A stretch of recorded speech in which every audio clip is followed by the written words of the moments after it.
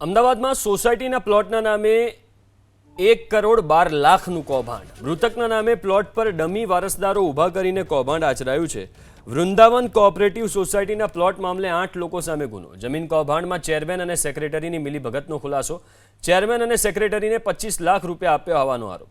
ફરિયાદી અશોક પટેલને પ્લોટ વેચીને 1,12,00,000 પડાવ્યા. ભાવેશ વ્યાસ અને ઉલ્લાસ ઉર્ફે જોનની મહત્વની ભૂમિકા છે. કુલ 8 પૈકી 4 આરોપીની ધરપકડ કરાઈ છે. નિકુલ શાહ, ભાવેશ વ્યાસ, તેજસ શાહની ધરપકડ. પોલીસે ધર્મેશ પંડ્યાની પણ ધરપકડ કરી છે.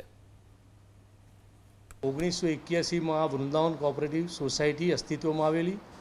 આ કોઓપરેટિવ સોસાયટીમાં પ્લોટ નંબર 205 છે એ જીતેન્દ્રભાઈ ચંદુભાઈ શાહ નામના ઈસમે બુક કરાવેલો હતો અને તેના નામે શેર સર્ટિફિકેટ ઇસ્યુ થયેલા હતા અને આ બંને જણા 2001માં મરણ ગયેલા હતા.